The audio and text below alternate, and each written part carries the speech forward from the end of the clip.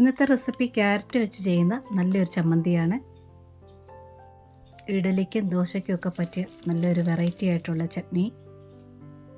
തക്കാളി ചമ്മന്തിയും തേങ്ങാ ചമ്മന്തിയൊക്കെ കഴിച്ചു മടുത്തെങ്കിൽ വെറൈറ്റി ഇഷ്ടപ്പെടുന്നവർക്കൊക്കെ ഈ ഒരു ചമ്മന്തി ട്രൈ ചെയ്ത് നോക്കിക്കോളൂ, തീർച്ചയായിട്ടും ഇഷ്ടപ്പെടും. ഇതിനെ എങ്ങനെ തയ്യാറാക്കി എടുക്കുന്നതെന്ന് നോക്കാം. ചൂട് കട്ടിയുള്ളൊരു കടായി വയ്ക്കുക. അല്പം എണ്ണ ഒഴിച്ചിട്ടുണ്ട്. സൺഫ്ലവർ ഓയിലോ വെളിച്ചെണ്ണയോ ഒഴിക്കാം. എണ്ണ ചൂടായി തീ നല്ലവണ്ണം കുറച്ച് വെച്ചതിന് ശേഷം 1 ടേബിൾ സ്പൂൺ ഉഴുന്ന് ചേർക്കുക, 1 ടേബിൾ സ്പൂൺ കടലപ്പരിപ്പ് ചേർക്കുക. എരിവിനായിട്ട് വറ്റൽമുളക് ചേർക്കുക. 4, 5, 6 ചേർക്കാം. ഇനി കുറഞ്ഞ തീയിൽ തന്നെ പരിപ്പ് നല്ലവണ്ണം മൂപ്പിച്ചെടുക്കണം. ഉഴുന്ന് പരിപ്പ് ചെറുതായിട്ടൊന്ന് ബ്രൗൺ ആകാനായിട്ട് തുടങ്ങും. അതുവരെ ഇളക്കിക്കൊണ്ട് തന്നെ ഇരിക്കുക. ശേഷം ബാക്കി ഐറ്റംസ് ചേർക്കാം. തീയെ കൂട്ടി കൊടുക്കരുത്, പെട്ടെന്ന് വറുത്ത് കിട്ടാനായിട്ട് എല്ലാ പരിപ്പും ഒരുപോലെ ചെറു തീയിൽ തന്നെ മൂത്ത് വരട്ടെ, ഇളക്കി കൊടുക്കുക. ഉഴുന്ന് പരിപ്പൊക്കെ ചെറുതായിട്ടൊന്ന് ബ്രൗൺ ആക്കാൻ തുടങ്ങിയിട്ടുണ്ട്. ഈ സമയത്ത് ചെറുള്ളി ചേർക്കുക. ഒരു 7-8 ചെറുള്ളി എടുത്തിട്ടുണ്ട്. കൂടെ തന്നെ 4 വെളുത്തുള്ളി ചേർത്തിട്ടുണ്ട്. 1 പച്ചമുളക് കൂടെ ചേർത്തിട്ടുണ്ട്. ഇനി ചെറുള്ളി ഒന്ന് വഴന്ന് വരണം. അതിൻ്റെ കളറൊന്ന് മാറിയാൽ മാത്രം മതി. വലിയ ചെറുള്ളി ഞാൻ 2ആയിട്ട് കീറിയിട്ടിട്ടുണ്ട്. അപ്പോൾ ഉള്ളിയെല്ലാം ഒരേ സൈസിലാകും, ഒരേപോലെ വാടിക്കിട്ടും. ഉള്ളിയുടെ ആ പർപ്പിൾ കളറൊന്ന് മാറിയാൽ മാത്രം മതി. നന്നായിട്ട് ഇളക്കി കൊടുക്കുക. ചൂട് കട്ടിയുള്ള കടയിൽ തന്നെ ചെയ്യാൻ നോക്കണം. ഇല്ലെങ്കിൽ പരിപ്പ് ഈ സമയത്തെല്ലാം അങ്ങ് പെട്ടെന്ന് മൂത്ത് പോകും. നമ്മുടെ ആ ഒരു കണക്ക് കൂട്ടലിൽ നിൽക്കില്ല. ഉള്ളിയുടെ കളറൊന്ന് മാറി വന്നത് കണ്ടില്ലേ? ഇത്രയും മതി, പെട്ടെന്നായിട്ടുണ്ട്. ഇനി ഇതിലോട്ട് ക്യാരറ്റ് ചേർക്കാം. 1 കപ്പ് ക്യാരറ്റ് എടുത്തിട്ടുണ്ട്, അതായത് 2 ക്യാരറ്റ് എടുത്തിട്ടുണ്ട്. ഇതുപോലെ കനം കുറച്ച് റൗണ്ടിൽ അരിഞ്ഞെടുക്കുക, ഇല്ലെങ്കിൽ ഗ്രേറ്റ് ചെയ്തെടുക്കാം.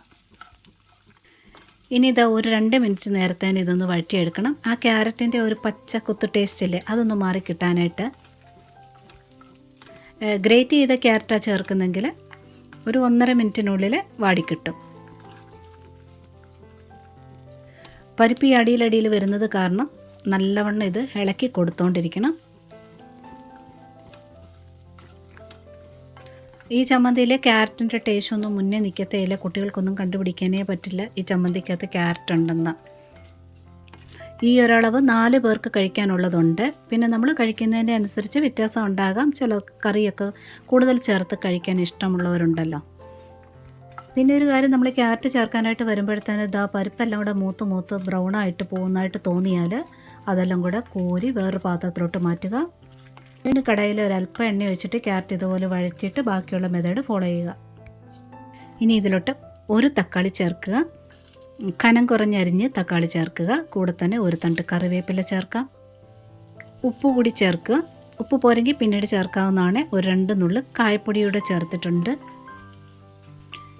വേണ്ടി ഇതൊരു 40-50 സെക്കൻഡ് നേരത്തേനൊന്ന് ഇളക്കി കൊടുക്കാം. ആ തക്കാളി ഒന്ന് വാടി കിട്ടിയാൽ മാത്രം മതി. കനം കുറഞ്ഞ് അരിഞ്ഞ് ചേർത്താൽ മതി, പെട്ടെന്ന് വാടി കിട്ടിക്കോളും.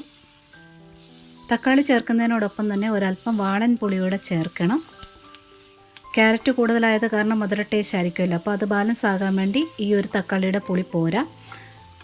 ഞാൻ പുളി ചേർക്കുന്നുണ്ട്, പിന്നീടാണ് ചേർക്കുന്നത്. അതെന്തുകൊണ്ടാണെന്ന് ഞാൻ പറഞ്ഞു വരുന്നുണ്ട്. എന്നാൽ പിന്നെ കുറച്ച് തക്കാളി കൂടുതലായിട്ട് ചേർത്താൽ പുളി ബാലൻസ് ആകില്ല എന്ന് ചോദിച്ചാൽ അല്ല, വാളൻ പുളിയോടെ ചേർത്ത് അരയ്ക്കുമ്പോഴാണ് അതിൻ്റെ ടേസ്റ്റ്. തക്കാളി ഒന്ന് വാടി വന്നതിന് ശേഷം ഒരല്പം മല്ലിയില നിർബന്ധമില്ല, വേണമെന്നുള്ളവർക്ക് ഒരല്പം ചേർക്കാം. കൂടെ തന്നെ ഒരു 1.5 ടേബിൾ സ്പൂൺ തേങ്ങ ചേർത്തിട്ടുണ്ട്. ഒത്തിരി വേണ്ട. തേങ്ങ നല്ലവണ്ണം ഒന്ന് ചൂടായാൽ മാത്രം മതി. നന്നായിട്ടൊന്ന് ഇളക്കി കൊടുത്തുകൊണ്ടിരിക്കുക. ഒരു 40-50 സെക്കൻഡ് നേരം മതിയാകും. ഞാൻ ഗ്യാസ് ഇപ്പം അങ്ങ് ഓഫ് ചെയ്യുകയാണ്. എൻ്റെ ഈ കടായി നല്ല കട്ടിയുള്ളതാണ്, അതിൻ്റെ ചൂട് മതി ഈ തേങ്ങ ഒന്ന് ചൂടായി വരാനായിട്ട്.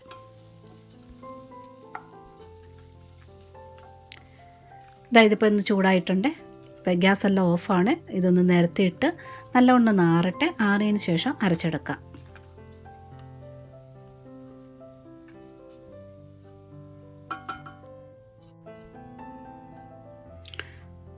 ഇനി മിക്സിയുടെ ചെറിയ ജാർ എടുത്തിട്ടുണ്ട്.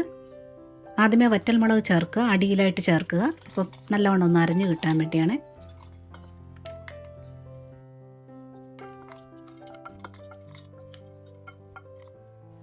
എപ്പോഴും പറയുന്നത് പോലെ തന്നെ ആദ്യമേ വെള്ളം ചേർക്കാതെ ഒന്ന് അരച്ചെടുത്തുകൊണ്ട് വരാം. നിറയെ വെറൈറ്റി ചട്നി റെസിപ്പീസ് ചാനലിൽ അപ്ലോഡ് ചെയ്തിട്ടുണ്ട്, ട്രൈ ചെയ്യാവുന്നതാണ്.